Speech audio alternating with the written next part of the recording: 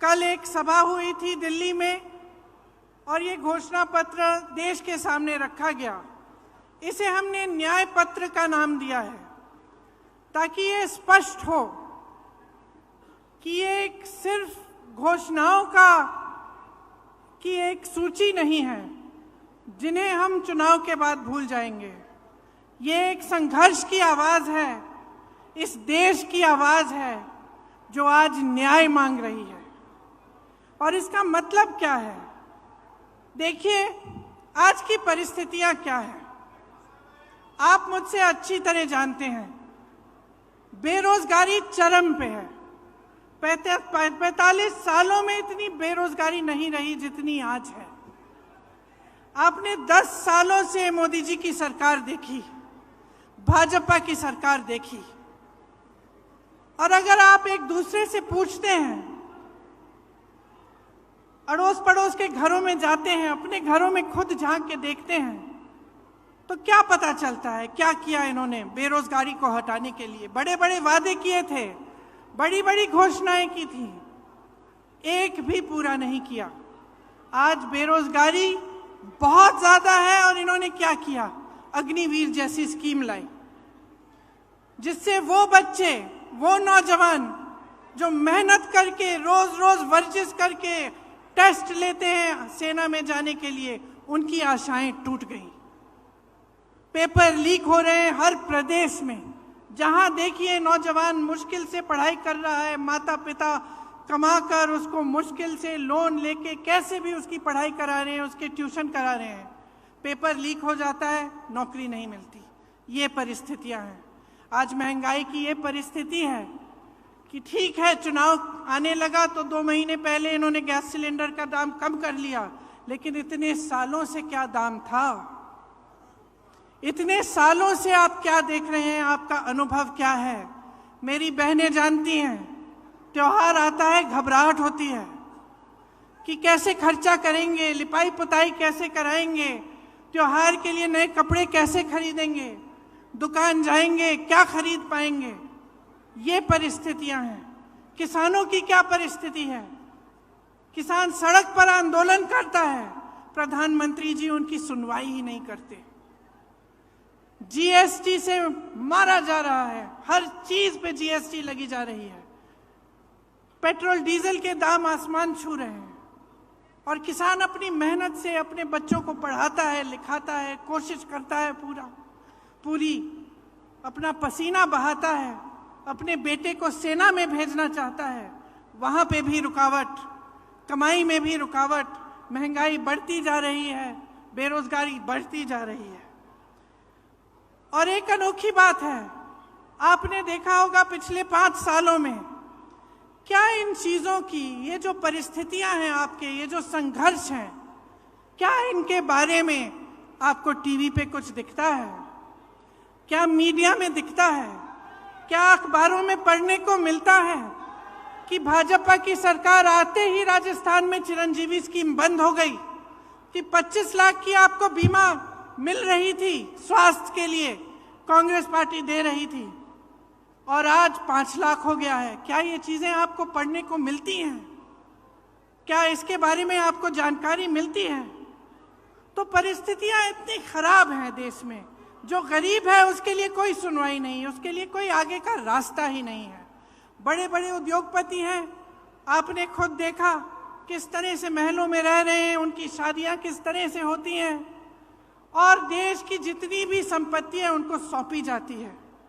उनके हजारों करोड़ के जो लोन है वो माफ हो जाते हैं। किसान के 10,000 के लोन के लिए किसान आत्महत्या करता है। ये परिस्थितियां हैं आज, लेकिन आपको जानकारी नहीं मिलती।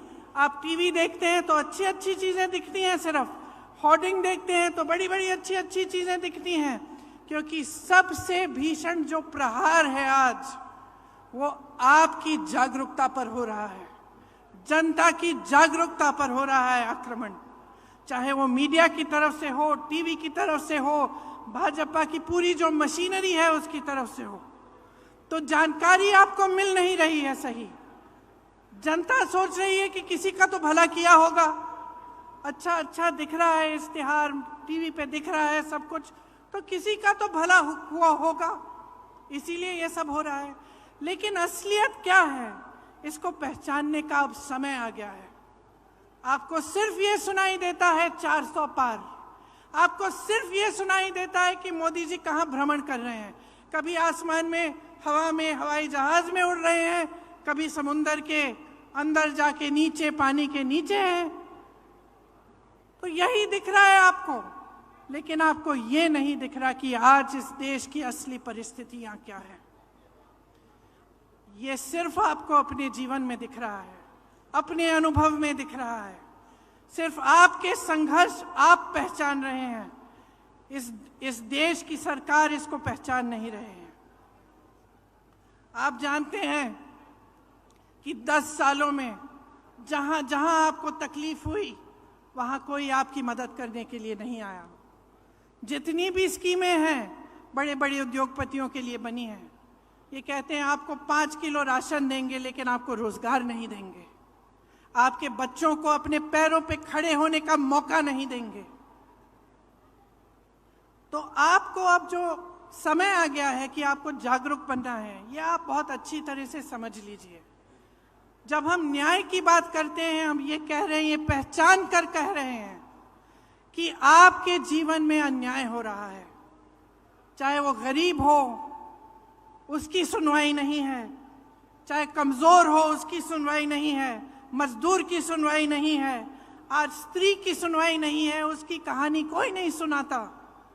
आपको कहीं नहीं दिखेगा मीडिया में, टीवी में। और भाजपा के नेता आपसे ये बातें नहीं करेंगे।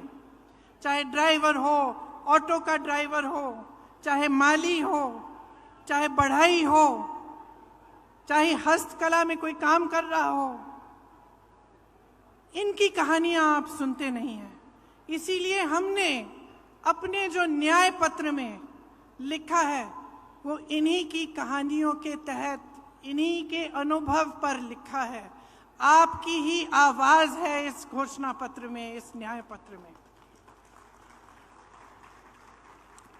भाजपा के नेता मोदी जी एक खोखले संसार, एक खोखली दुनिया में रह रहे हैं। गाजे बाजे में, शोहरत में आपको सिर्फ अच्छा अच्छा दिखता है, बड़ी बड़ी इवेंट बाजी दिखती है। सच्चाई छुपाने के लिए है ये, और जितने भी प्रयास हैं वो सिर्फ सच्चाई छुपाने के लिए हैं। आज पूरे विपक्ष पर हमला है। 2 मुख्यमंत्री जेल में हैं। कहते हैं भ्रष्टाचार पर वार है, लेकिन सब भ्रष्टाचारी अपनी पार्टी में इकट्ठा कर रहे हैं। सारी पार्टियों के जितने भ्रष्टाचारी हैं उनको सब न्योता देके, वो निमंत्रण देके ले रहे हैं, और अचानक उनकी पार्टी में जाते ही स्वच्छ हो जाते हैं, कोई उनके बारे में सवाल नहीं उठाता। तो ये बहाना है, ये पूरा बहाना है कि इनकी दुनिया सक्षम रहे, बड़े बड़े उद्योगपतियों की, इनकी, और वो भी गिने चुने उद्योगपति हैं, सारे उद्योगपति नहीं हैं। बहुत सारे ऐसे उद्योगपति हैं जो देश के लिए दिन रात काम करते हैं, जो रोजगार बनाते हैं। इनके जो गिने चुने मित्र हैं, उनको सारी संपत्ति सौंपी जा रही है। ये उन दूसरे उद्योगपतियों के साथ भी अन्याय है। तो ये पूरी जो परिस्थितियां हैं देश की, इनको समझने की बहुत खास जरूरत है।